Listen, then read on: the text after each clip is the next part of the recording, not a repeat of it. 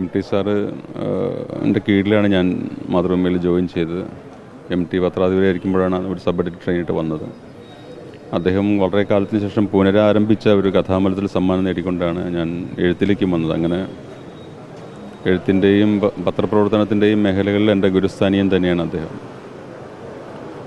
പക്ഷേ ഒന്ന് നേരിട്ട് പഠിപ്പിക്കുന്ന ശൈലി അദ്ദേഹത്തിനുണ്ടായിരുന്നില്ല. അദ്ദേഹത്തിൽ നിന്ന് പക്ഷേ മാറി ഇന്ന് അകൽച്ചയോടെ നോക്കി കണ്ടുപഠിക്കാൻ നമുക്ക് ഒരുപാടുണ്ടായിരുന്നു. പ്രധാനമായിട്ടും ഒരു എഴുത്തുകാരൻ്റെ നിലയും വിലയും എന്തായിരിക്കണമെന്ന് സമൂഹത്തിന് മാതൃക കാണിച്ചൊരു എഴുത്തുകാരനാണ് അദ്ദേഹം. അതായിരിക്കണം അദ്ദേഹത്തിൻ്റെ ഏറ്റവും വലിയ സംഭാവന എന്ന് ഞാൻ കരുതുന്നു. നമ്മളേതുപോലെ ഒരു കുഴഞ്ഞു മറിഞ്ഞ സമൂഹത്തിൽ എല്ലാത്തരം പ്രലോഭനങ്ങൾക്കും അടിപ്പെട്ടു പോകുന്ന ഒരു മലയാളിത്വത്തിനിടയിൽ നിന്നുകൊണ്ട് നിലയ്ക്ക് നിന്നാൽ മലയ്ക്ക് സമമാണ് എന്ന് സമകാലികർക്കും വരാനിരിക്കുന്നവർക്കും മാതൃക കാണിച്ച എഴുത്തുകാരനാണ് അദ്ദേഹം. പത്രാധിപർ എന്നുള്ള നിലയ്ക്കുള്ള അദ്ദേഹത്തിൻ്റെ സംഭാവനകൾ എല്ലാവർക്കും അറിയാം.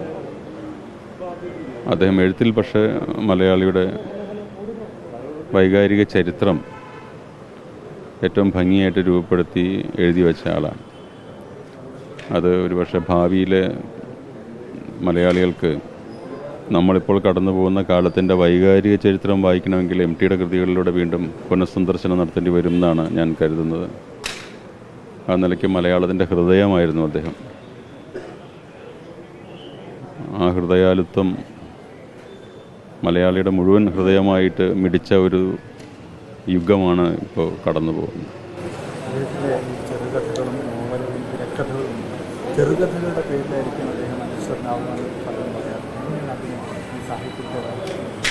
അദ്ദേഹം കൈവച്ച എല്ലാ മേഖലകളിലും തൻ്റെ കൃതഹസ്ഥത പുലർത്തിയ ആളാണ്.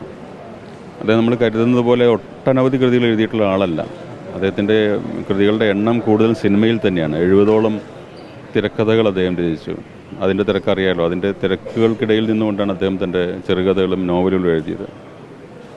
10ൽ താഴെയാണ് അദ്ദേഹത്തിൻ്റെ നോവലുകളുടെ എണ്ണം. ചെറുകഥകളുടെ എണ്ണവും MTയുടെ തിരഞ്ഞെടുത്ത കഥകളും MTയുടെ സമ്പൂർണ്ണ കൃതികളും വായിച്ചാൽ നമുക്കറിയാം. അദ്ദേഹത്തെപ്പോലെ ഇത്രയധികം കാലം ജോലി ചെയ്ത ഒരാളിൽ നിന്നുണ്ടാകാവുന്ന ഭീമമായ സംഖ്യയൊന്നും അദ്ദേഹം എഴുതിയിട്ടില്ല. ഒരുപക്ഷെ കഴിഞ്ഞ 25 വർഷത്തിനിടയിൽ അദ്ദേഹം ഒന്നും എഴുതിയിട്ടില്ല, ചെറുകഥയിൽ എഴുതിയിട്ടില്ല. എഴുതാനുള്ളപ്പോൾ മാത്രം എഴുതുക എന്നുള്ളതാണ് അദ്ദേഹത്തിൻ്റെ രീതി. അതാണ് അദ്ദേഹത്തിൻ്റെ കഥകളെ അമൂല്യമാക്കുന്ന ഒരു ഘടകം. മനസ്സിലിട്ട് കുറിക്കിയപ്പോൾ എന്നോട് തന്നെ ഒരു കഥ എനിക്ക് തരാമെന്ന് പറഞ്ഞിട്ട് ഒരു 10-12 വർഷമെങ്കിലായി.